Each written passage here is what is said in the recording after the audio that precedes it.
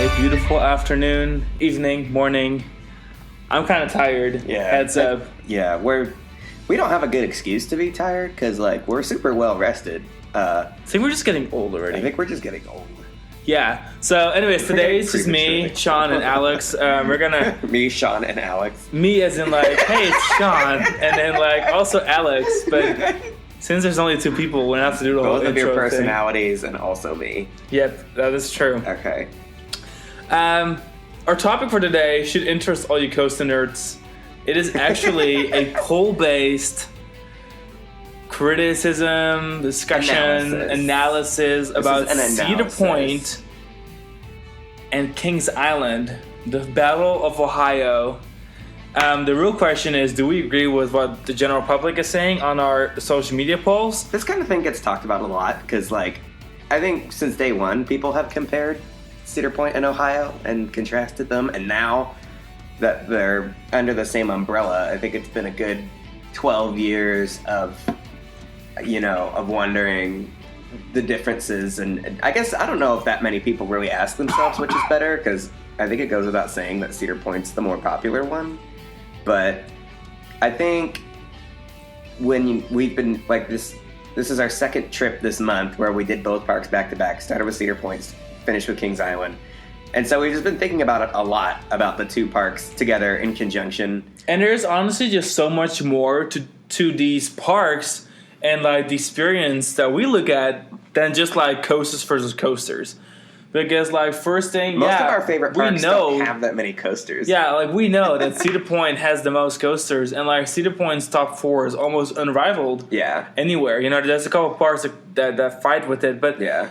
I think at the end of the day, that's not really what I'm here for. Yeah. But we'll get to that in just a few seconds. Yeah. We are going to start with something a bit more current. And of course, we live in Orlando, yes. So we are hitting up Universal all the time. I'm sure you know. And of course, there is this unnamed coaster, Jurassic World coaster by Intamin. That looks phenomenal. We did a pretty thorough photo shoot recently. Yeah, we had a really great time just taking pictures of the ride for hours. But I think what's getting really exciting about it is the track work is done. Everybody kind of knows what the ride's going to do. The exciting part now is the themed elements coming in. Yeah, seeing several raptors being lifted into place within the area that the ride occupies. It seems like it's going to be a very heavy themed ride that's supposed to compete with Tron and Guardians of the Galaxy as 2021 Coaster Wars in Florida continue. Mm-hmm. I'm excited because we all know what these Intamins can do, and they are such excellent coasters. Some of the world's very best attractions are the Intamin Blitz coasters. They're talking Maverick, they're talking Taron, some of the new ones you rode in Asia, like Steel Dolphin in Shanghai, and Dolly Dragon in Guangzhou, Sunac Land. So there is a lot of potential, and some of the elements that I'm really excited about is the roll over the water at the end. So they finally get our Maverick moment. Our Maverick roll. It was taken away so abruptly. Back from the dead. That's coming, and I'm really excited for that. And then I saw a couple of, blue sky original renderings of the ride, and the theme, I guess, will be some sort of escape from a raptor enclosure, which I guess we can kind of figure out already, given the theming going up. Look of the enclosure, and I guess it makes sense because this was, I think this was foreshadowed by the entrance to Raptor Encounter. Totally. Now the whole midway is going to be kind of like raptor, or I guess dinosaur enclosures, more broadly speaking, various dinosaur enclosures on either side, which I guess kind of always has made a lot of sense. The Jurassic Park areas have never been huge on 30-foot tall electric fences with plants on the other side and dinosaurs potentially looming in the shadows, but that's what the Jurassic World reboot of the Jurassic Park area in Orlando is starting to shape up like, and I think it's cool. Now, the strange thing to me is that the area is quite large. It's obviously, as of right now, I think the largest Jurassic area in the world still, because Japan's is not quite as large. However, the area is bookended now with two original Jurassic Park themes. So when you enter the area from Kong, it's still Jurassic Camp and the original Jurassic Park River Adventure ride. And then the other side, if you enter from Potter, it is still Jurassic Park as well. So it's kind of weird that now these two attractions, the Raptor Encounter and the new roller coaster, had that Jurassic World theme in the middle of the area. And first I was like, oh, it doesn't matter. Anything Jurassic is Jurassic. But now it's starting to shape up, and it's like black and blue and dark, and gray versus the green and brown and of yellow, the original franchise. Yeah.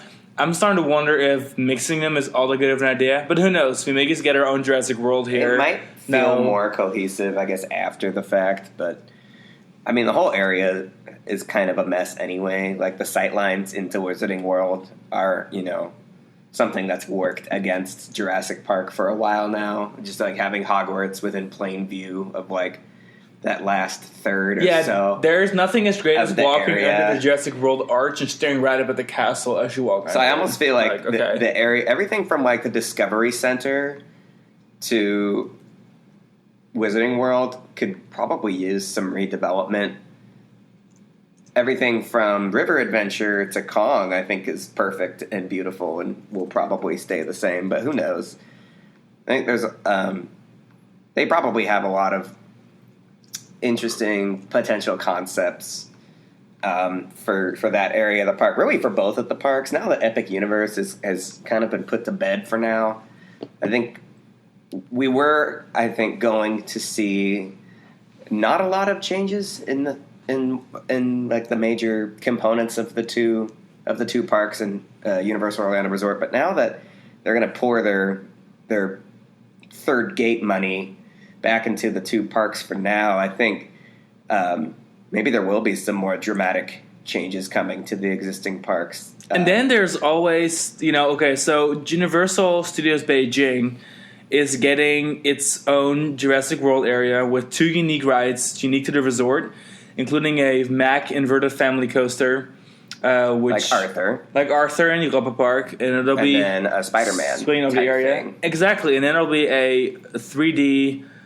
dark ride like Spider-Man, like Transformers, but then themed to Jurassic World. So I'm very excited to see what that is all about. I'm also wondering if it's something they would bring to the resort. I know there's not a whole lot of room in IOA to put another marquee dark ride. Yeah. But I'm even thinking USJ, for example, where there is room if you want to make room to expand Jurassic Park / Jurassic World even more. Yeah. So lots of exciting development around the franchise. I think it's smart, at the end of the day, there'll be 6 movies in the franchise, whether it's World or Park.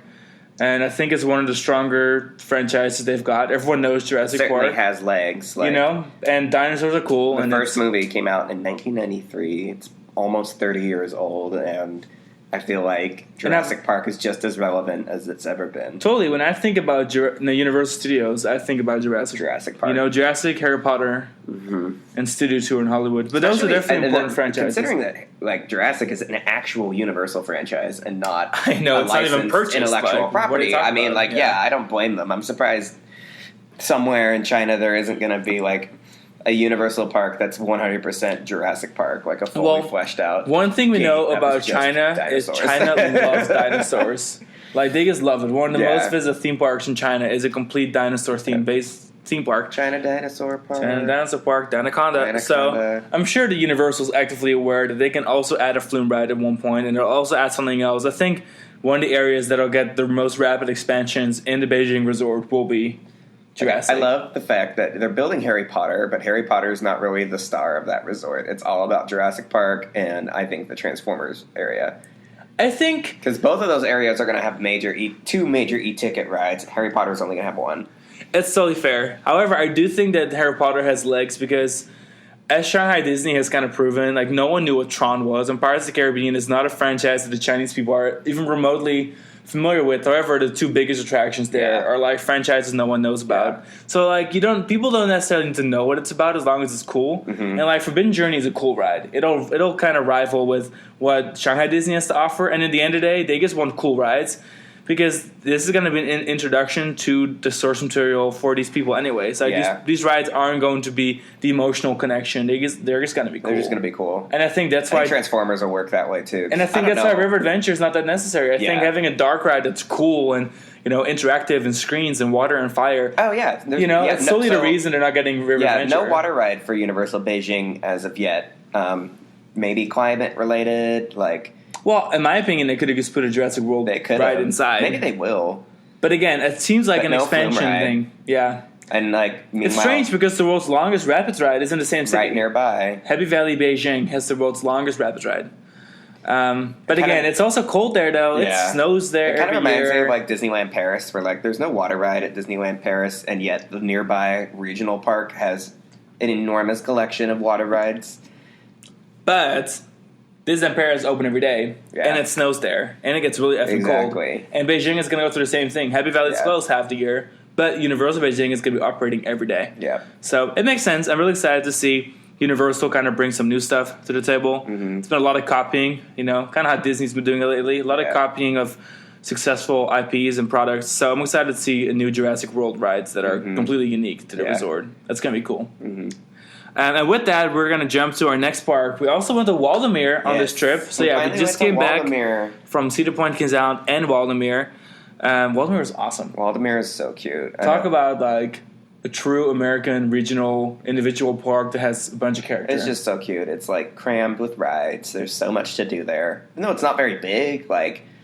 So it's very polished. There's lots of trees. There's lots of gardens. And lots of water features. Like fountains for days. And little statues. Yeah, it was cute. It was very gardeny, very well manicured. Yeah, it kind of felt like if you just threw Knoebels Lagoon, Silverwood, like all these individual parks in the US together. Seabreeze, totally. It made it something small. Seabreeze. That's Seabreeze 2.0. Yeah, they definitely, just like Seabreeze, have a killer wooden coaster. Yeah, Ravine Flyer too. Ravine Flyer is great. I'm sure you've all heard of Ravine Flyer was the hype.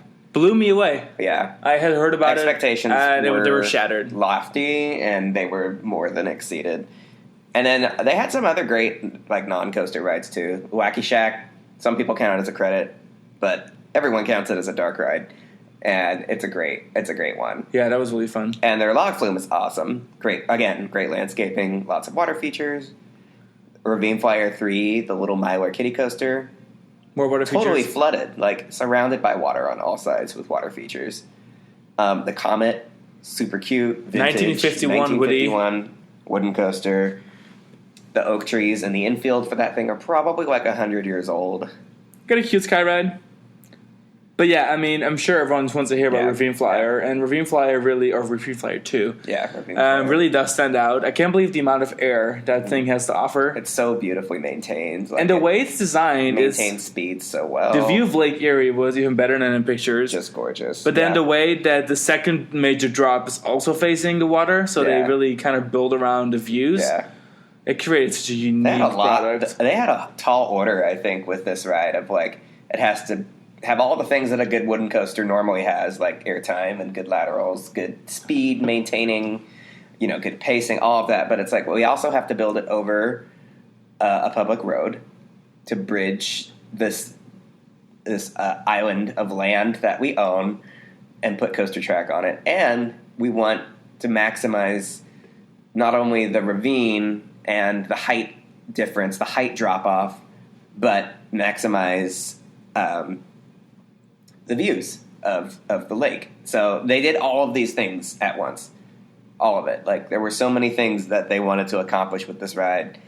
And it's the kind of thing where, you can't just decide to build a ride like Ravine Flyer. Not any park can just decide to have this. It has to be a unique park, unique circumstances, and they have to really, really want it and do it right. And I think that's why people are so crazy about this ride. It's so special. And I also think that frequently when parks build coasters that are terrain rides, that are all about the view, sometimes the actual layout is kind of a secondary, importance. But I feel like they really nailed it with Ravine Flyer because at the end of the day, it's an airtime machine. It is all over the place. I feel like if this would have been just nowhere near Lake Erie, not crossing the road, it would have still been such a significant wooden coaster, and I think that's what I really liked. They nailed it with every single category. They could have nailed it. Right up there with like some of the gravity group stuff in China, like the Trailblazers, Travel Through Time in Hotgo Park. Yep. And I just can't believe, like, Voyage, for example, gets a lot of comparisons with Ravine Flyer, but like I talked about it in the trip report. A lot of people have been talking about Holiday World lately because Hollywood Nights happened like the same weekend as we were at Waldemar. Hit, You know, everyone's on the Holiday World hype train. Everyone's living for Voyage right now, which is awesome because Voyage is a cool ride. But of all the years I've been riding, I've ridden Voyage countless times over the course of 10 years, and I don't think I've had a ride on Voyage that was as good as our rides on Ravine Flyer. Because never at one point in time since the Voyage was brand new was it as smooth as Ravine Flyer is, 13 years into the game. And it's just it's a sharper, more concise ride, easier to maintain. The Voyage, is huge. So yeah, and the Voyage, the Voyage has that length component, which I love, but I do feel there's a couple of moments of Voyage where I'm just kind of not real into it, as I feel like Ravine Flyer, every second counts. Yeah. It's not very long, but every second counts. Yeah. Yep. And it's just easier. It's sort of like cleaning a big house versus cleaning an apartment. Oh, totally. It's a lot easier to keep your apartment clean because if you have a 3-story house, that's Voyage is the roller coaster equivalent of maintaining a mansion. Having said that, both are phenomenal roller coasters. Great. They're both very high on my list. Yeah. We are going to put together, per request, someone commented on our Ohio Coaster Top 10. They said, you guys should do a Pennsylvania one. So we're like, okay, we could do that. By that point, we'd already planned on hitting Waldemar, which was the last piece in the puzzle as far as notable Pennsylvania coasters. So we're going to put together a Pennsylvania Top 10, and we're going to do some soul searching and decide where Ravine Flyer will place on our list. Which I'm excited about. I think that Pennsylvania is a good state to create a list. It's almost hard because they have so many great coasters there. We had some great times in Pennsylvania this year because we also really enjoyed our time at Hershey Park. Yep. We were huge Knoebels fans, obviously. Lakemont Park finally has Leap the Dips open again. Like, that's a huge triumph. So we'll be talking a lot about Pennsylvania, I think, in the coming years. Our article on the top 10 will be kind of our first major Pennsylvania feature besides just like trip reports and stuff. But it's a compelling place. They've got like over 20 wooden coasters. They've got so many different parks. The fact that there's already so many amazing parks that we'd already been to in Pennsylvania, and then we went to Waldemar, finally got to Waldemar, and it's like just another like amazing. It's just amazing that there's this many parks that are so incredible in one state. Yeah, and for me, coming from Europe, where wooden coasters are much more of a recent thing, it's on modern wooden coasters, GCI, Intimate Prefab. There's only a few, classic coasters, and they're still from like the 90s. Like, there's not really, like, wooden coasters don't really run in our blood. So having Pennsylvania, that, like, American state where so many classic wooden coasters, and as well as newer wooden coasters, kind of fill the landscape of the theme park scene. I really, really enjoy being able to experience that now, as we're like growing up wooden coasters meant Bandit or Robin Hood, which really wasn't that good of an example. And then I guess we will move on to our new topic. So let's see. We did some polls on Instagram. Shocking. This was fun. The results were because were they shocking? Well, I figured everyone and the mother would just love Cedar Point so much that it was fanboy central up in Instagram, but it was like real fanboy central. Yeah. So we were here to put everyone back in their place and do a little talking about Cedar Fair's assets in Ohio because. Girl. Okay, so we asked everyone, we said objectively. Yeah, the first question was objectively. Objectively. Like, think deeply. What is the better park, Cedar Point or Kings Island? Now, I was kind of figuring that Cedar Point would definitely win this one because, fanboys, but I did not expect it to win by a landslide. By like 81 %. Like 81% of y'all decided that Cedar Point was better than Kings Island. 4 out of 5 of our responders. And one of those votes of the 19% that did vote for Kings Island was my own. And mine. Okay, so where did the world go wrong? Good question. Why are we in 2020? Well, this is why. So, Objectively, I don't agree with that statement, but I'm sure everyone listening to this podcast already figured it out if you haven't tuned out by now. My theory, okay, so we were talking about this as we were putting together our plan for this podcast, and I think it boils down to this, is that Kings Island is the ultimate locals park. So many people who go to Kings Island, they have an annual pass, or a season pass, platinum pass probably. Because I think most people who live in Cincinnati and are pass holders to Kings Island probably also go to Cedar Point at least once a year. Maybe that's a leap, but that's my expectation anyway. It's so easy to love Kings Island, but it's probably also easy to take Kings Island for granted because nobody lives in people do live in Sandusky, but there aren't that many people who Cedar Point is less than an hour drive from them. I think a lot of people go to Cedar Point and they stay on property, and it's a weekend getaway or multi-day thing. It's like this whole event where you go and it's just spectacular and fills your field of vision with steel and color, And surely, if you're a big coast enthusiast, if you had to pick, well, where am I going to go, Cedar Point or Kings Island? If it's your first time to both, obviously Cedar Point is going to be the majority of people's first choice because, Maverick, Steel Vengeance, Blending Force, Topfield Dragster, everyone needs to ride those at some point if they want to, if they're a coast enthusiast, I get it. So overwhelming. They're so omnipresent in conversations about coasters, those coasters, and a few others, obviously like Millennium Force and even Magnum and Raptor to an extent are frequently discussed in the various circles. But then you have Kings Island, which is, the coaster collection for Kings Island has been through a lot lately. They have a long history of interesting rides and notable rides that have now come and gone. Cedar Point, I don't think, has struggled as much with having to retire coasters that were liked or popular for extenuating circumstances. Cedar Point has always had the luxury of we're just sort of thinning the herd and taking out the rides that have the lowest ridership or the least interest, whereas Kings Island's history with, the different ownerships and stuff, there's been a lot of we built this prototype ride and it's cool, but the lifespan for it isn't the longest, so now or build a ride to promote an IP, or build a ride to promote our image of the park. Because Cedar Point has always been consistent. It's always been Cedar Fair, it's where Cedar Fair was born. But Kings Island has gone through so much more. Ownership management for Kings Island has had a variety of different things taken into account. There's been a lot of different interests versus Cedar Point's, interest in outbidding Magic Mountain, basically, for roller coaster capital of the world. But then talking about being that roller coaster capital, Cedar Point has a lot of historically classic rides that at some point were significant and they were great. And I think that they have an incredibly strong top 5 or maybe even top 8. Yeah. But I think the drop-off for quality of Cedar Point rides is shocking. I think that once you are done with the major e-tickets that everyone can think about on the top of the head right now, it just plunges.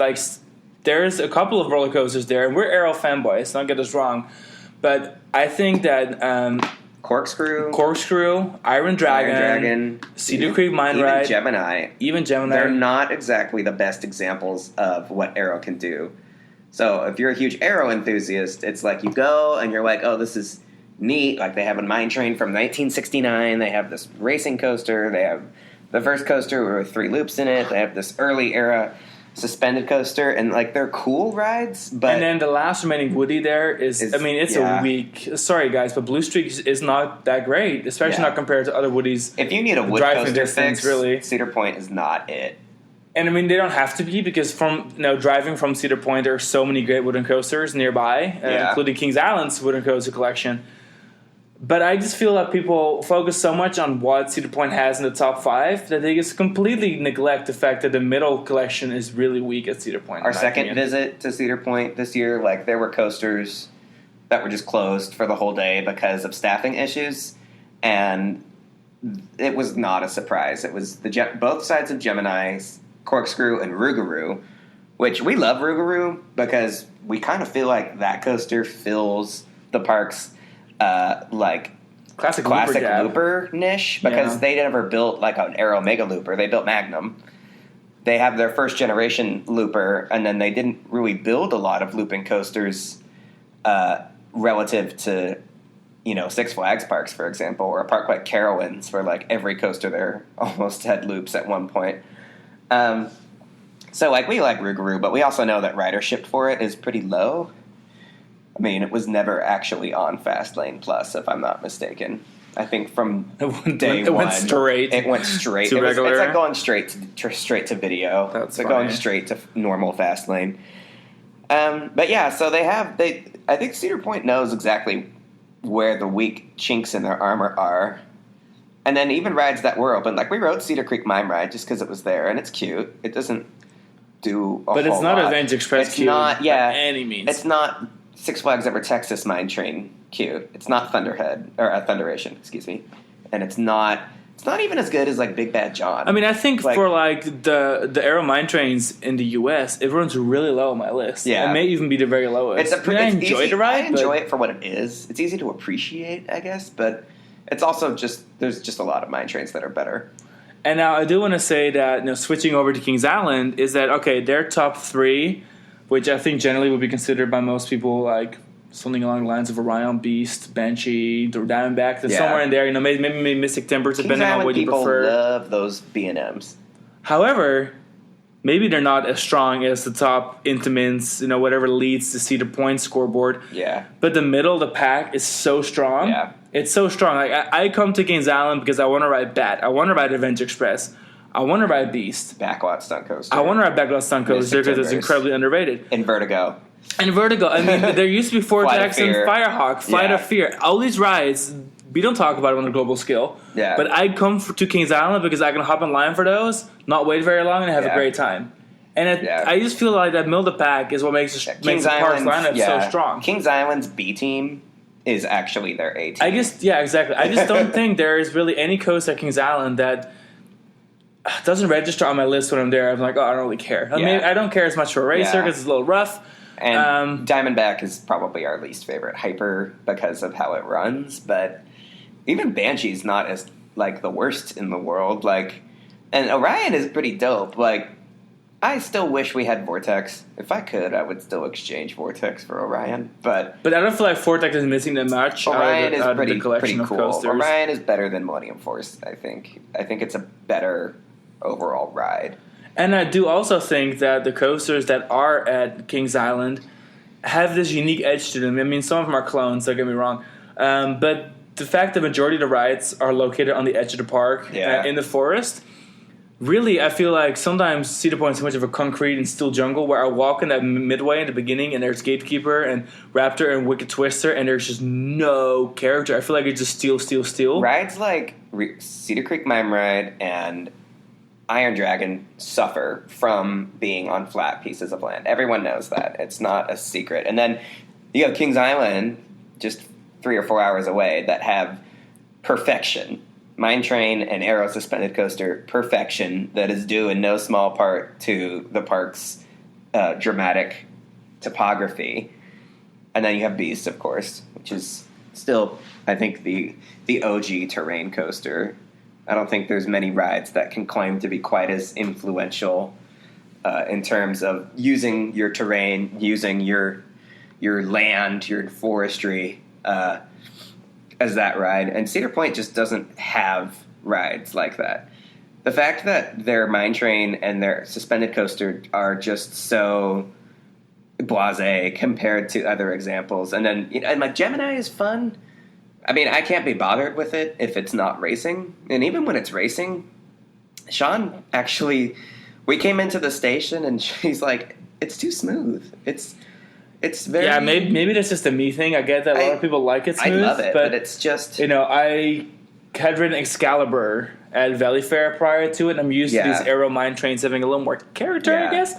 And this was really Aero's only racing Woody attempt without it being a technical Woody. And besides the finale, that super sharp helix, I felt like the ride was just... The ride's... there's no real air. Overly... I mean, I got air. Okay. As Jackie Sansa would say. I got air. Sure. Okay. There is some air, but I feel like it's sort of ferocious as it could have been. It's super It doesn't mild. stand out to me as. I mean, I have a Gemini shirt. Don't get me wrong. We ride it, but we got Gemini matching shirts because it's cute, because it's meta. We always wear matching clothes, so obviously, Gemini. I'm a Gemini. And Sean is actually a Gemini. If you're gonna wear two of the same shirt from Cedar Point, it better be Gemini. So I'm already giving it the benefit of the doubt here. So, but we wrote it, and I don't know. It feels like kind of a dumb critique, but I just can't shake the feeling that it's too mild because it is so exceedingly pleasant.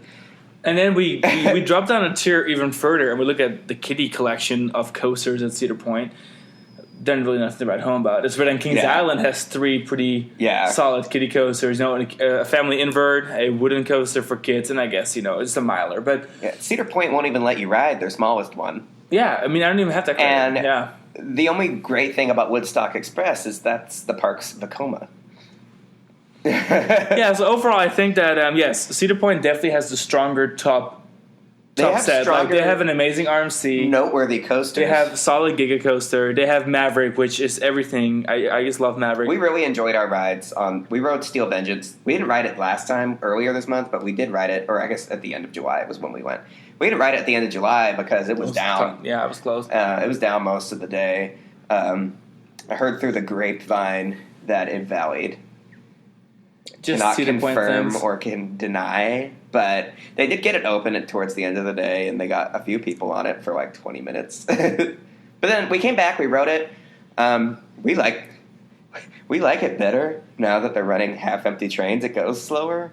Yeah, I think that my biggest critique in Steel Vengeance is just overkill. It's going so fast. Can't really enjoy the ride. Yeah. It hurts at some point.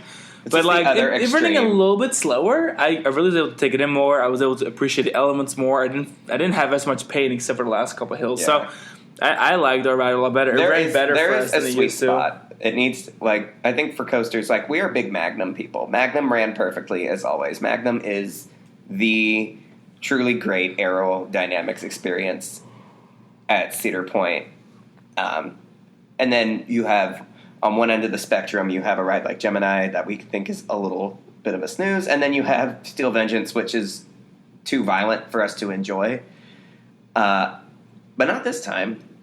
Someday we'll ride Steel Vengeance again after this is all over, and they'll be filling all the rows again, and it'll have been running all day, and it'll be super fast and aggressive, and we'll be like, man, remember when it ran with 10 people on it? Fair reasoning for those that don't quite understand our relationship with Steel Vengeance here is that we are both tall people. I'm 6'5". Yeah. 6'4", depending on which ride up and which ride. Yeah. And then Alex, is 6'2", so we're both quite tall. And then the Cedar Fair trains for the RMCs have a single pivoting point in the train, so the shin guards are so tight on you, it's just uncomfortable. And like the Six Flags ones, where the Six Flags RMCs are much more ergonomic. The original lap bar. So I prefer those just when it comes to my shins not being absolutely obliterated on the ride. So that's another reason why both Twisted Timbers and Steel Vengeance kind of beat me up a little more than maybe the average sized person. Twisted Timbers is a ride that I forget exists until someone brings it up. I mean, it's an RMC, so Ooh. With that, anyway.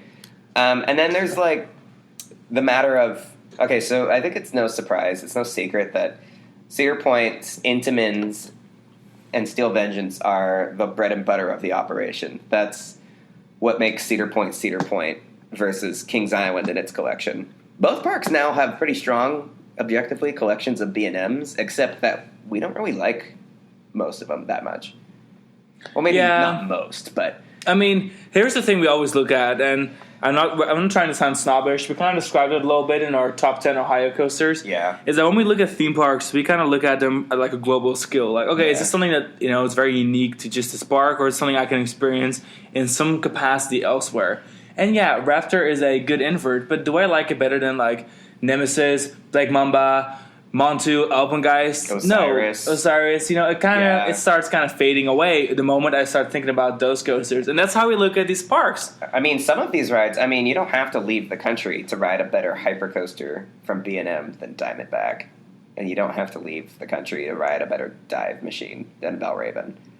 Anywhere you go, these rides just do not. Yeah, it's I don't know I mean, I guess it's just us, and you ride enough of these things, and it's hard to not get nitpicky because you want. But it's also how some rides that have kind of lost significance with the enthusiasts in Ohio, like Gatekeeper, shine so much to us. Yeah. Because Gatekeeper on the global scale was a phenomenal wing coaster. Yeah, compared to other wing coasters. Yeah, I mean, it's a wing coaster, so it may feel mild compared to Steel Vengeance, Topsail Dragster, Millennium, whatever you want to compare it to at Cedar Point. But then we've ridden a bunch in Asia, like the wing coaster capital of the world. We've ridden a launched one, obviously at Holiday World. We have Phoenix, a super unique and very, very intense one in Europe. Yeah. And then, Gatekeeper is massive. Gatekeeper has a bunch of elements that it does really well. And at the end of the day, people don't give it that much recognition. That's why I look at the global scale and be like, wow, Gatekeeper's one of the highlights at Cedar Point for me. We focus a lot on, how good of an example of a type of coaster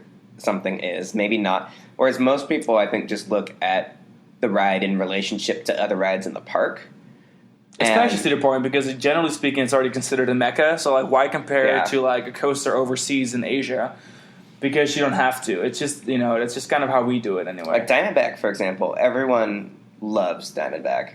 Everyone is crazy about that ride. And I just don't, we can't relate because... Well, I will admit, I think the layout's awesome. The layout is cool. But it's just so flawed when it comes to the hammering and the shaking. But yeah, the jackhammering at the bottoms of the drops. First two drops aren't as bad, but, everything... It gets progressively worse. I would say the middle 2/3 of the ride is just unbearable. It's not so much a matter of, it's, I would say at worst it is actually quite painful, but really more, it's like a distraction, and it's just a characteristic of a ride that was not maintained, or was not built properly, or is not maintained well, and I don't doubt that Kings Island's maintenance is awesome.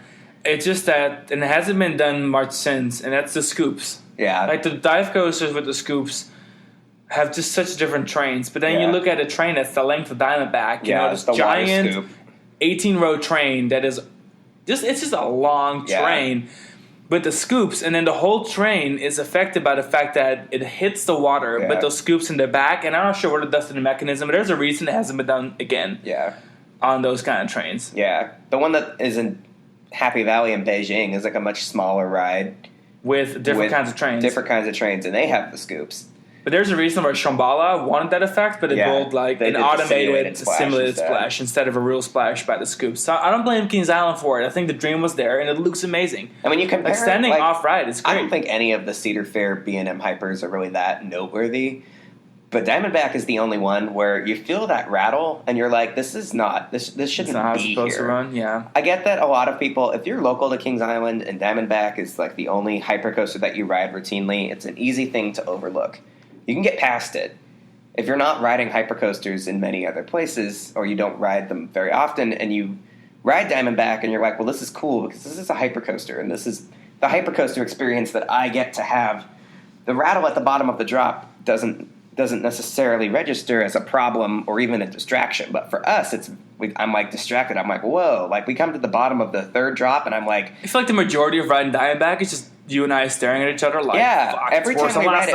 And we ride it every time we go, even though we hate it. We ride it for you guys. We ride it every time because we want to... We're not going to talk shit about coasters that we haven't ridden in a year. Also, I do generally want to ride these things to be like, wow, okay, it was running better. I really enjoyed this ride. And there's times we ride, for example, Banshee, and I'm starting to really grow on Banshee. Yeah. You know that Banshee I hated it, but has the older it gets, the more it kind of shakes a little bit and it feels a little more aggressive. Yeah. And I think it's starting to build character. Banshee's starting to even out a little bit more. It's the rattle that it has is not, I don't think, as much of a distraction or a deterrent as Diamondback. I think both of the coasters have major flaws, and I think they're different kinds of flaws. Diamondback has a strong layout, but the trains, something is amiss with the trains.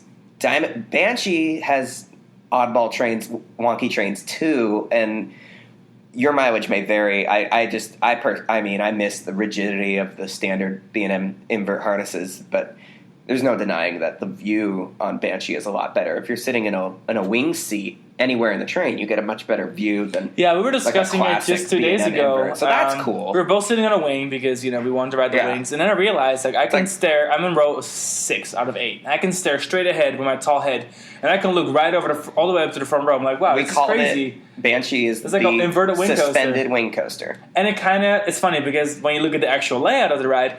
It has that one element towards the end, the inline twist, that it's a complete B&M wing coaster exclusive, but they put it on Banshee. Yeah. And in a way, I'm starting to appreciate the ride the more I ride it for things other than it's really generic and boring mix of forces. It feels like the same Banshee, I feel like, is easier to appreciate because if I imagine it being a wing coaster, or like we love Gatekeeper, and we don't think that Gatekeeper's hard to love. And I think if I look at Banshee from more of a Gatekeeper state of mind, it's an easier ride to appreciate. Although I like that Gatekeeper has that one camelback hump in the middle, no inversion, at least for just a moment. There's like a break between inversions, which is great. Inverted coasters, that used to be the norm. Like somewhere along the way, we went from rides like Top Gun at Great America, where every inversion is separated by an equally impressive non-inversion, helixes, S-turns, like a great first drop, that kind of bit. And then you have Banshee, which is just, you have a good drop, you have 7 inversions, and it's over. And what we talked about a lot when we rode it the other day, too, is that Banshee has this thing where it uses the terrain very well, but it's also kind of a curse, because now, instead of the classic B&Ms, even the big ones where like you start with large elements and then like the elements get your way down. smaller, snappier, where you finish with Montu or Alpengeist or any of the big ones where you finish with snappy inversions. Banshee is located in that valley, so like you keep going faster, you keep going into bigger elements, and the terrain drops underneath you. I feel like, but the elements are made to be the size of Montu's first couple elements the entire way through. I hate that you come off of the barrel roll or the 0G roll, third inversion, you come down the ravine, and it's like the ride started over. It's like, great, now we have another dive loop that's just as big as the first dive loop. A reboot of what you already did, right? The vertical loop. You get that you get that Immelman in there. Immelman's like the only unique moment in that ride in relationship to itself. Because even though we have that slow roll at the end, it's also just kind of another 0G roll like the one we just had earlier in the ride. I just can't... it just seems like you get... Like, both halves of the ride are almost identical to me. Like, I know that's an simplification, but when you compare both halves of Banshee to like both halves of Montu, or both halves of Alpengeist, you come off the mid-course of these older B&Ms, and a different kind of ride takes over. Yeah, it's almost like if you ride Montu or Alpengeist or even Raptor. Or Pyrenees Raptor's a good example, Asia. It's kind of one of those rides where like the first half is like a big looper. It's cool. Tall the second half is like Batman, and I love Batman. And I want the second half that gives me different experience. I want this mid course to introduce me to a new kind of ride. Raptor was really the pioneer because Raptor was the first B&M invert to have this second half or first half of like large inversions and then a second half of basically Batman the Ride. So you have like a large looping coaster and then mid-course and then it's Batman the Ride at the end. And that was revolutionary. That became like the system that most inverts followed. But because Banshee has that huge topographical shift, which, I mean, man, they had that ravine and they, hell or high water, they were going to build an inverted coaster that took advantage of that. But it was at the expense of snappy corkscrews. And sure, in a way, elements. It's unique because, there hasn't ever been an invert that's been completely made up of giant elements. It's every bit of Banshee... It's like a hypercoaster. It's like a hypercoaster. Precisely. So that's where we're coming around with Banshee. We're softening up on Banshee. I'm starting to realize that, Banshee isn't like the other ones. It isn't snappy. It feels very generic, but... In a way, it's also really unique in that way. It also feels like a wing coaster at the end, and there's not a lot of inverted coasters that can say that they and in Cedar Fair and Kings Island's defense, when you're looking at building a B&M invert, inverted coasters had already been around for 20 years when they started planning that ride. Hype, but also your own park, your own chain has a snappy invert and a wing coaster a 4-hour drive away. And in Vertigo. You have to do something next door. It's like navigating a minefield of like, how do we build a marquee inverted looping coaster, but it has to be different than Raptor, it has to be different than Gatekeeper, and it has to be different than in Vertigo. Well, yeah, here's the thing. Okay, so we kind of want a wing coaster, but we already have a wing coaster, and we also want to invert. Yeah. So I think they did a good job combining all those elements in a way that makes Banshee unique, to the point I wasn't willing to admit prior to like this visit. Is that Banshee is a good asset for the park, even though it's not my favorite. I am warming up to it, and I do think it's easy. I find Kings Island deserves a shout out. I think it's easier to appreciate that ride for me than Diamondback. Well, Diamondback has no excuse to be because Diamondback is just it's a pretty looking ride, and it had so much potential, and then it's sluggish. It runs like the wheels have divots in them. Like, did they park the trains for a year or something? I mean, COVID didn't happen, but it just seems like the wheels, like they're gonna just shuffle right off of the wheel assemblies or something. I just don't know. Again, I really think that the water braking just hits that train so hard that there's this like ripple effect where all the cars shuffle, and like it just seems like it's a messy ride. And I also think that's why it hasn't been done again. It was really cool in the moment, and now you can't get away with it unless you install brakes in that valley and make a fake splash. But why go through the effort while the effect of the real splash is still really cool, incredibly marketable, and the majority of people visiting Kings Island have no clue how else it will be. Long story short, I think we like to travel. When we're going to parks with big coaster collections, we love focusing on the underdog rides. If you focus on underdog rides at Cedar Point, you're going to be kind of disappointed. You focus on Kings Island's coasters that are not considered marketable anymore, and you have a good-ass time. Yeah, at the end of the day, I want to be able to jump into any queue and end up at a ride that I really enjoy. And at Cedar Point, you have to be very selective.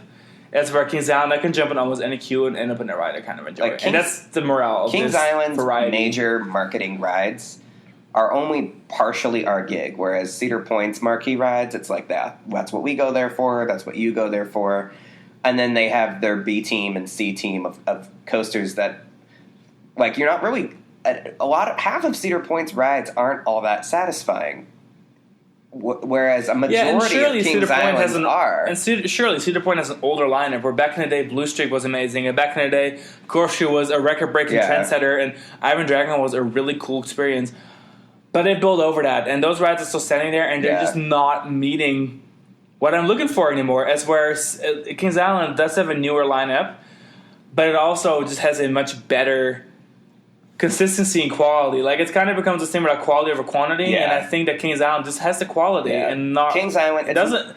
3 coasters less, but a whole lot more. Never in the history of Kings Island has the coaster collection there been a numbers game, and at Cedar Point, for better or for worse, their collection has always been a numbers game. And there are coasters there where you know that they built the coaster to be great, and then there's coasters there that you know that they built it because they needed a coaster. They needed a coaster. Like Valraven. So let's look at our next topic real quick. We have here... In conclusion, you come to Cedar Point for coasters, but then you stay at Kings Island, basically. Pretty you go much. to Ohio for Cedar Point. And there's more reasons. There's more reasons why Cedar Point is a reason to go. And there's more reasons why Kings Island is a reason to go. So we'll jump into that with our next topic, which is... So the next thing we'll talk about is actually going to be landscaping. We are big landscaping aficionados. I found out somewhere along the way that in order for me to be having a great time at a park, I just want it to be pretty. Is that asking too much? I mean, I come from like European roots, so for me, landscaping has been a given. And then I came to the U.S. for shit like Six Flags exists, and it's like, no. It's unbelievable how ugly some parks are that, like, a good hypercoaster can fix that. And in Europe, like, amusement parks are also parks. And gardens. Like, actual parks. The vast majority of parks are filled with flowers and gardens and hanging out, and people don't necessarily go to those parks. And have picnics in the grass. Yeah, totally. And it's one of those things where, like, the whole family goes to every one of these parks. Majority of the parks anyways, and so like you need to be able to hang out. I mean, my parents would literally never go on any rides. Like, we would go to these parks in Europe, and like they would literally just sit there drinking coffee between the fucking gardens all day long, like from open to close while we were riding rides all day. Even some of the massive parks, like everyone talks about Europa Park, they have a huge garden, and you can get lost in that thing and you can't even hear the sounds of rides.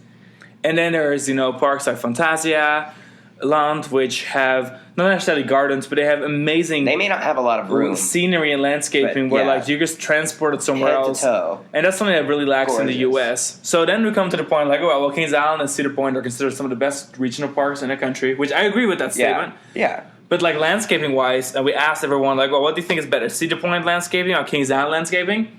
To my surprise, people did agree that Kings Island, with 55% of the votes, had the better landscaping, so 45% of votes went to Cedar Point. So I would agree. I mean, Cedar Point has a cool setting over the lake, but when you come into the actual park, besides flower beds, it's a lot of concrete. Not a whole lot of water features except for where the mine ride is. So I'm glad people were agreeing with that. The frontier land area or Frontier Town is by far the best part of Cedar Point. Is the part of Cedar Point that feels like I could spend a lot more time in that area than other parts of the park. It's not draining. Perhaps it's also why I love Maverick so much, because that ride actually has landscaping. You're hopping in and around the trees and the water features. Also, Maverick, Steel Vengeance, Cedar Creek Mime Ride, nice little trio of rides. None of them are up in any other rides. Grill, Cedar Point is kind of an assault on the eyes in places. The Rougarou Iron Dragon Top Fill Dragster area is... It's painful because it's this giant midway of concrete while you're looking up and there's a bunch of steel everywhere. I don't mind. I enjoy the Gemini midway because... I still think it feels very clashy. There's not a whole lot of landscaping. It's all this concrete and rides and lights. When you get towards the back of Cedar Point where there's lots of trees, it gets better. But man, it's a rough... Entering that park it's a rough first 20, it's a rough 30 minutes, start because it's just a lot of concrete and it's the flowers and stuff in gardens are really nice. This year they really didn't do a lot of flowers. The flower beds were mostly empty because of COVID, which is that's fine. But even generally speaking, the gardens are intact, I just kind of and some of the smaller, they've got some nice trees peppered around here and there, but over by Gatekeeper and Wicked Twister, and then over by Blue Streak. I mean, it's just ugly. It is incredibly ugly. There's no soul, in my opinion, when it comes to... I mean, again, they have a really impressive collection of rides, but I'm glad that Instagram agreed that there's just no denying that landscaping-wise, God, Cedar Point really banks on rides having a view of the lake, because when looking inside the park ain't pretty, that's for sure. And then you go to Kings Island, which... We waited in line an hour to over an hour, go like up 70 minutes in the Eiffel Tower because we really wanted to take pictures. Completely worth it. We were up in the Eiffel Tower for an hour as well. Standing around Eiffel Tower at Kings Island is eye-opening. If you go to that park and you just hit every coaster and go from coaster to coaster to coaster, you won't actually go into the middle of the park because the middle of the park is all grass. And it's little parks, trees. Landscaping, even Backlot Sun Coaster, which is themed to an industrial theme, lots of gray, black, and white. It's completely surrounded by little gardens and a clock of flowers. They have the flower clock and the flower calendar, which they update the flower calendar every day. And they have the little... It used to be the Paramount Story, the little walking garden thing that's now a smoking rest area. That's still there. It's still cute. That's where their carousel is. It's just amazingly pretty and relaxing. Of course, Rivertown, where Beast is and stuff, it's just trees everywhere. Even in Action Zone, you ride Bat, you ride Banshee, you see it's trees. It's and fields, the benefit of fields of green. So Cedar much Point, green. The moment that you reach the edge of property or the edge of the midways, it's all water, obviously, which is cool. Again, but it's not having a complete forest. There's no real infrastructure besides that of the park that's close to the park. So even Orion, which is very unique for a coaster that size, has its own carved out piece of woods. And then every ride that is not in the middle of the park, which is pretty much all the coasters, go out and go into the woods. Diamondback feels like you go somewhere. Mystic Timbers, you go somewhere. Beast, you go somewhere. Banshee, you go somewhere. Bat, you go somewhere. So it's one of those things where that's so important to the experience of a ride to me that we can't overlook that landscaping and the forestry really makes a difference. Is where at Cedar Point, I feel like most rides, all I'm looking at is just concrete. Really. Millennium Forest is the closest thing that they have to a ride that really feels like you go somewhere. Yeah, it's kind of fun how Millennium Forest really does kind of venture through the forest, which is their biggest coaster. It's their Giga Coaster, and yet it's also their closest thing that they have to a terrain coaster. Yeah. And it's the only Giga coaster in the world that could even attempt to call itself a terrain coaster. And it's at Cedar Point, of all places. Cedar Point built tunnels for that ride, little rock structures that you pass through. I guess that's one that you pass through twice, sort of. I don't know why Cedar Point doesn't do more tunnels. Because they did tunnels for Magnum. Yeah, I wonder if it's like a floating thing. They could have done a tunnel. They could have built... Just the main reason that there was no tunnels nor a water feature on Valraven had to do with the water table. So they could have built like a little castle, like a little turret. This isn't Disney World, but that Valraven like dove through. I don't know. I just feel like they could. Oh, so you're talking kind of like Leviathan, where they built this temporary looking tunnel right up on top of the drop, or like they built, or like I don't know. They could have done. They could have done something. Cedar Point doesn't seem to concern itself much with like giving the rides. Cedar Point kind of has this like Magic Kingdom effect where people will come anyways. God. So it's like one of the things like, well, Cedar Point is tradition. It's a 100-year-plus old park that is on the lake. People have traveled for generations every year, every summer, from different states surrounding the park to come there for a couple days to ride the craziest thrill rides. Yeah. And that's what they bank on. People will come. Like they will build Valraven, and they'll have a line for the next 10 years because the general public that comes loves Cedar Point for loving Cedar Point. The Magic Kingdom. You know, they don't necessarily come there because they want the quality or they want the most polished. Yeah. And they don't have to come there. It's not what Cedar Point is for. Yeah. But we have to take that moment and be like, well, Kings Island, with that history of being a park focused on nature, when Beast was built particularly, then having a Paramount moment where I want to give a shout out to Paramount for building some of the rides there, like Flight of Fear. And building Backlot Stun Coaster, which is so Paramount. Like it's action, it's special effects. You know, so I want to give a shout out to Kings Island for doing that, for Paramount for doing that. And it's in Kings Island's DNA to have nice landscaping, having those trees, having the grass. And so Cedar Point can't back away from that because that park is built on that on that beauty, really. I get it that Cedar Point space is a premium and Kings Island is a much larger plot of land. It's just a lot less of it is developed. 100% of Cedar Point is developed land. Yeah, I heard they have approximately the same amount of space, except for Midway space is so much less at Kings Island. Yeah. I mean, it's a lot more, you know, the whole old pinwheel thing where you head down the center and then it splits up in two. It's almost like a peace sign. That's something else that is so great about Kings Island is that... the walking is so not as It's strenuous. Like the Pentagon. Yeah. Once you enter the park, you're not more than a 10-minute walk from anything there. But God, Cedar Point right now with the reservation pass system, you enter the park, you go all the way to the back of the park for Steel Vengeance and Maverick access passes, and then you go and ride some other stuff, and you have to go back to that corner of the park to use your access passes. Basically, the whole front of the park it was is exhausting just a mess. Because, like, okay, so we roll up, and it's not super busy because, you know, we park in the front row, but it's also at opening already because we landed and we had to drive over, blah, blah, blah. So we run in, and God, we had to go to Steel Vengeance to get our access pass. I kind of just forgot that, like, it is a effing hike to get all the way down there. And, like, we walk a lot. We are walkers. We comfortably walk 10 miles a day when we go to a park. Yeah, anytime we go on a trip, it's Cedar at least Point 10 miles a day. put us on our asses because we got our access passes for the two Frontier Town coasters. We went and rode Magnum. Well, it's also Cedar Fair. Cedar Point's kind of a mess that, like, half the rides are closed, so there was nothing really to ride between... You know, Steel Vengeance and Magnum. Yeah. So we have to walk, I get that circumstances are what they are, and it's not Cedar Point's fault, and we're just glad that they're open. But God, like, I will not miss this whole reservation pass thing with Cedar Point, because at least before you could make your way to Steel Vengeance and start your day there, and then just naturally walk the park from where you were. But right now with the reservation pass, it really highlights...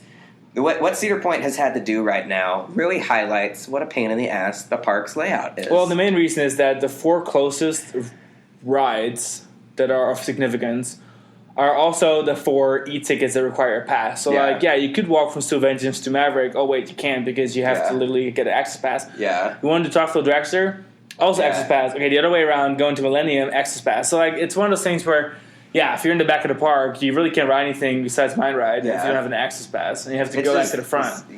There's a lot of biding your time at Cedar Point right now. It just feels messy, and it's already a kind of a challenge. The park's already a lot to take on under normal circumstances, but right now it's just not. It's not pretty. And then on the topic of landscaping, we gotta appreciate the entrance. I mean, the entrance to Cedar Point feels, again, very concrete, very open, very gray. Looks cool. It looks cool, but we love like, Gatekeeper, it feels but God, it's so industrial. It's where the Kings Island has the beautiful fountains and the there international are just parts of Cedar Point that are so ugly and unappealing that they have no right to exist. Like the bathrooms next to Raptor should not exist. They look horrible. There is nothing in Kings Island that looks as bad as like the Raptor bathrooms or some of the structures towards the front of the park. Like I don't know why Cedar Point, after all this time, hasn't done just a complete tear down rebuild of everything in their park that's ugly because there isn't. It's not. I think they have more good-looking structures than bad, but goddamn, like some of their buildings are so hideous. Like the restrooms, also right at the front of the park next to Ocean Motion, like that building with like the cinder block walls. Like it's just I could tell that like Cedar Point has always wanted to be a lot of things, but pretty has never been one of them. And Kings Island makes it look easy. These parks are owned by the same parent company now. Like Cedar Fair has done a pretty good job of keeping Kings Island pretty. Well, I do want to add to that just when we look at the lineup of Cedar Fair parks, that historically for both, if I'm not mistaken, is that the Paramount parks kind of came out to be like our favorites because they're all really polished. And Paramount, I guess, had a big focus on making these parks look good, and the history of these parks with the nice entrances and stuff, it does make a difference to your overall experience. I think I'm much happier walking around the park when it's busy, if the park is appealing to look at, than I am at a park like Cedar Point where the only thing I'm there for is coasters because the rest of the park is not that much to enjoy to me. Yeah, if you're not there just for coasters, you're not going to have a good time. It's funny because Magic Mountain is kind of guilty of the same. Yeah, at least Magic Mountain has that both terrain. Parks have some interesting. Both Magic Mountain and Cedar Point have some interesting rides that aren't coasters. You can't wrap a day around that. Totally not. Because we also asked everyone on Instagram, like, well, who has a better variety? For some reason, Cedar Point got like mad points again. It got 78% of the votes. I guess we just weren't very specific because I think it kind of a lot of people just said, well, Cedar Point has the better coaster collection. It has more of a variety of coasters. But really what we meant is we kind of reiterated with a follow-up question. I'm like, which park has the best non-coaster rides? And Kings Island, did Kings Island win that one? It was actually a 50-50. It was pretty close. And I think that's fair. I mean, Cedar Point does have a rapid ride, and Cedar Point does have a Ferris wheel and a bunch of flat rides. They have their sky ride, which is cool. Their sky ride. It's just that it's not very polished. But they do have an okay selection of rides like that. And I think the same goes for Kings Island. I mean, Kings Island has, I think, the better variety because it has a dark ride. It has a lock flume still. Yeah. It has more rides of different kinds. Yeah. And that maybe have more of a presence. But when it comes to their general, like more modern, recent flat rides, they're pretty similar. I mean, they both have they both have the Huss Giant Frisbee. Yeah, I guess their flat ride collections aren't that different because they both have.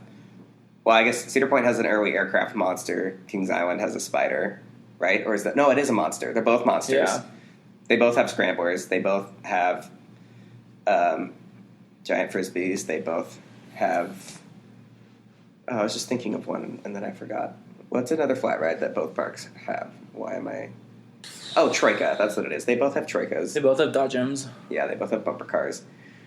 But yeah, I guess it comes down to, like, are you an Eiffel Tower person or a Ferris wheel person? Eiffel Tower, at least you get to spend as much time there. If you're not really into water rides... I feel like there aren't that many Cedar Point people who care about water rides, but if you care about water rides, you're going to have a better time at Kings Island because their log flume is so cute. And their water park is free with admission. Yeah, and it's also just generally a nice-looking water park. But it doesn't quite have the views of the actual lake. So it's funny. At Cedar Point Shores, it's actually expected for it to be like an ugly concrete mess, and it's actually not that bad. It is true. Cedar Point is what happens if you built a theme park using water park rules, where everything is concrete and bright colors, and trees are, like, not necessary, but appreciated. So I would still say that both have a pretty okay collection of non-coasters, but it just feels like Kings Island perhaps is a little bit more of an interest in them. As When Kings Island still had seem to Tomb fill Raider, a void of needing attractions that I feel aren't like Kings coasters. Island used to be the better non-coaster ride park, but I think they're both suffering from their own like non-coaster ride fatigue. At least Kings Island got their car ride back. The Kings Mill Antique Autos is so cute. I think that's a step in a positive direction. I'd like to see both parks get like more interesting flat rides, but Sometimes I forget that Flight of Fear is not a dark ride. But if we're going to talk about, just variety, I know we said non-coasters, but I think Flight of Fear kind of fills a void where it being indoor creates such a different experience. I'm just surprised that Cedar Point, for the crap weather and wind it gets all the time, doesn't have an indoor coaster. Like, also the shed weird to me. on Mystic Timbers is very dark ride-y. Yeah. There's So at rides least there with like dark ride components. Like Flight of Fear and Mystic Timbers both have. I feel like Cedar Point, dark everything ride is the moments. same kind of station. Everything is outdoor. Yeah. That's where at Kings Island you have, you have your dark ride, but you also have dark ride components on roller coasters. You have indoor attractions. Especially because Cedar Point used Adventure to have Express good dark has rides. Oh yeah, Adventure baller Express theming. totally has dark ride stuff going on. So, yeah, even though they're not coasters, I guess Yeah, or they're not. this dark overall, rides, like but when I yeah. think about my day, it's like, well, did I go somewhere to experience something? I feel like at Cedar Point, it's always the same thing. Yeah. So at least at Kings Island, I feel like there's such a variety of elements, Yeah. themes, things going on, and it just Cedar it just Point, works. There's I mean, theming there. Disaster Transport was kind of that for Cedar Point because it was a lot like indoor with like theme components and stuff, but it just didn't last. People didn't. And then we care get to about it, really.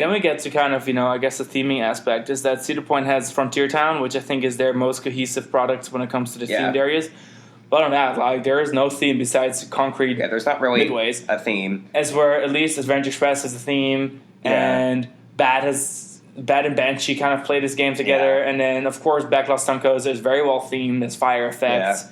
The whole Orion area, The Orion area 72 is spectacular. turned out great. Flight of Fear and Orion go hand in hand. And Cedar I think Point, it's at my least favorite original We park haven't themed been areas. to the Forbidden Frontier, which is that new area for Cedar. It's closed right now because it's not very COVID friendly. Yeah, last year we went. It was opening that week, but we weren't. We weren't enjoyed going the to. views of it from Millennium Force. I think that's another area.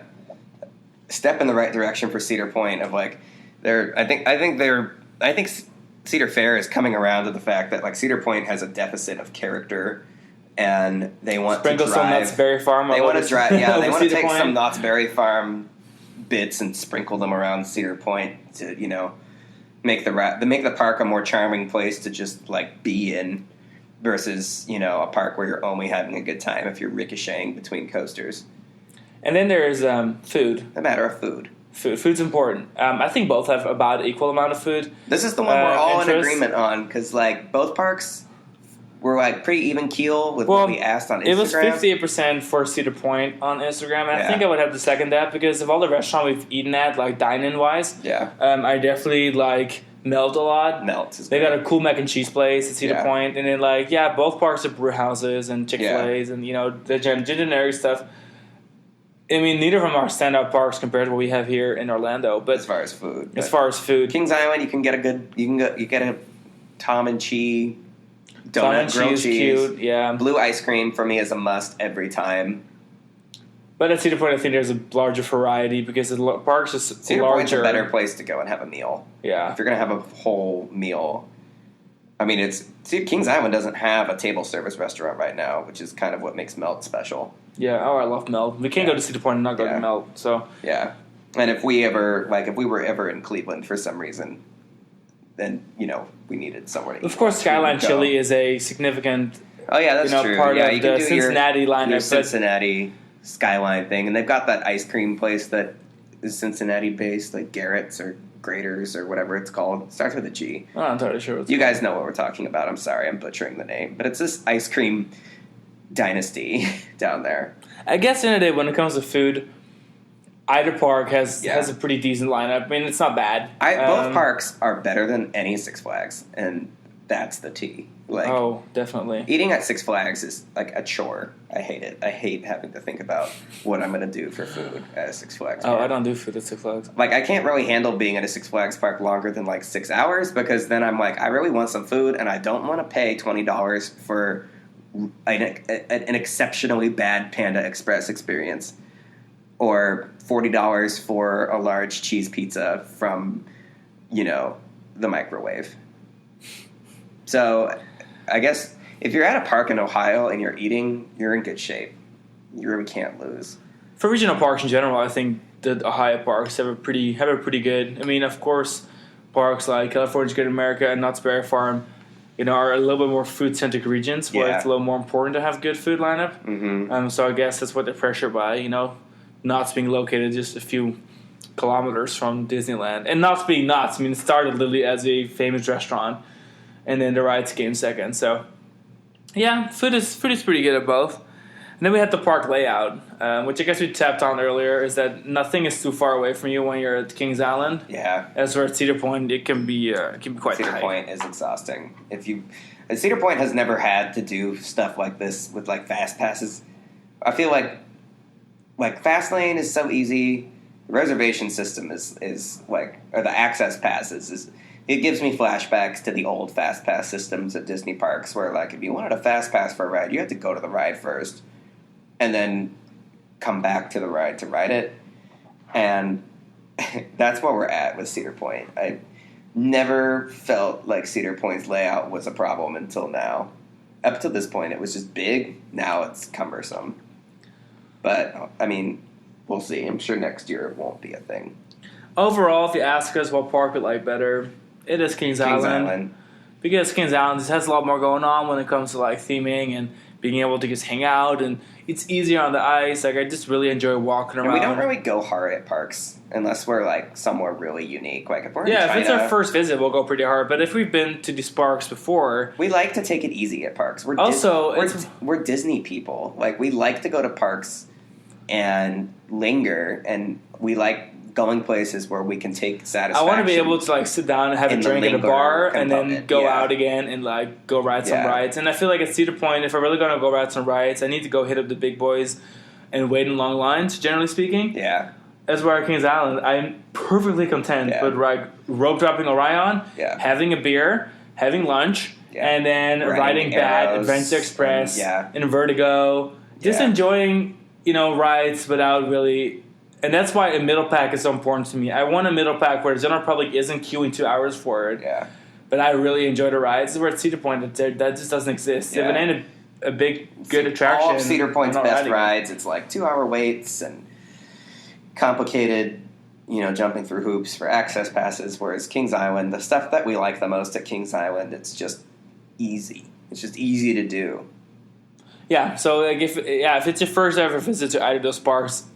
Obviously, Cedar Point is really important if you are a big coast enthusiast. You got to hit those world-class coasters there. But I think after you've hit those and you really start looking at like, well, what park has a soul, what park has a character, Cedar Point isn't it. Cedar Point is like a really ugly concrete city park looking thing, as where at Kings Island I feel like it's really just polished, and it was meant to be a really high-class, quality park that was supposed to rival Universal, was supposed to rival Disney back when Paramount really wanted to be the next big studio thing, and Six Flags was starting to add DC rides. And, there was this little period where, like, all chains were fighting. Mm-hmm. And Paramount parks now have that leftover feeling where they're a lot more polished, and they're just beautiful and landscape. Yeah, parks like Kings Island, you can still feel, like, where the parent company, where their eyes were cast on Orlando.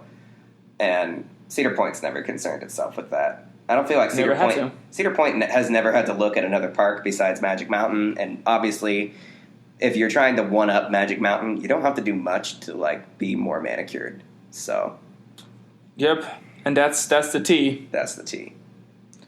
Anything you want to add to that? I think that just about covers it.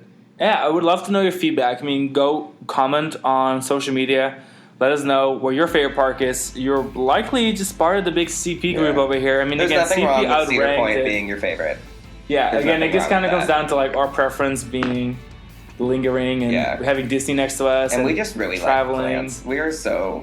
I just want my parks to be super pretty, even if the ride collection isn't as spectacular. And that's just us. That's just me. Like that's our taste. Yeah, quality over quantity. Yeah, get it. Like spectacular big coasters may completely draw you in, and that's fair. That's what Cedar Point is for. But I think I just enjoy having a more relaxing time and a more overall pleasing roster where, the Big Four aren't as big as the Yeah. Big Four at CP, but I just enjoy hanging out and riding whatever is there anyway. With that, we're going to kind of conclude the episode. Go visit thecoastokings.com. We've got a lot of new updates on there. Walibi Belgium's Hypercoaster, can't miss. Jurassic World, check out all the pictures. We have Kings Island report, Cedar Point report, Waldameer report, a bunch of European content coming up. We just expanded our team down there. And if you're listening to our podcast, this is just our second season, so we're still kind of sort of new at this. We would love for you to rate us, give us a nice score, preferably, on any of the apps you use to listen to podcasts, whether it be iTunes or Spotify. Google Play, whatever you use. Give us a rating. Let us know. We're going to try and have an episode every 2 weeks, so we will catch you on the next episode. Thank you so much. Sayonara. Adios.